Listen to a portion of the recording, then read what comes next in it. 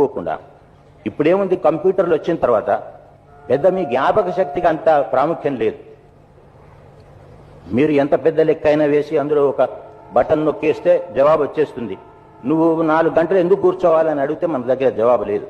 కానీ దాని జవాబు ఒకటి ఏంటంటే, కంప్యూటర్కు ప్రాణం లేదు. Computer no sense. ఆ సెన్స్ మన దగ్గర ఉంది. ఈ సెన్స్ తోటి కంప్యూటర్లో మనం ఏదైతే వేస్తామో దానికి మాత్రమే జవాబు వస్తుంది, కానీ ఈ సెన్స్ రమ్మంటే రాదు అందులో. కాబట్టి మీరు ఎంత విజ్ఞానంలో ముందుకెళ్ళిపోయినా మనిషిని మీరు రీప్లేస్ చేయలేరు. మనిషిని రీప్లేస్ చేయలేరు కనుక ఎన్ని యంత్రాలు మనం తయారు చేసినా, ఎంత టెక్నాలజీ మనం తీసుకొచ్చేవాళ్ళం మనం, తయారు చేసేవాళ్ళం మనం, దానికి జనకులం మనం అనే విషయాన్ని మరిచిపోకూడదు.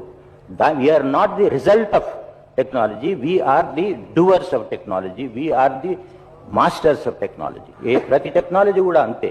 It's a very good servant but a very bad master. దాని చేతిలో మనం ఉన్నామో, దానికి మనం వశం అయిపోతే మాత్రం ప్రపంచం నిలవదు. దాన్ని మనం వశం చేసుకుని మన అందరికీ ఉన్నటువంటి సమస్యలు వీలైనంత వరకు దాని ద్వారా పరిష్కరించడానికి మనం ప్రయత్నం చేయాల్సిందే. కానీ మానవుడు తన బుద్ధిని కానీ, తన భావుకతను కానీ, తన పూర్తి ఆలోచన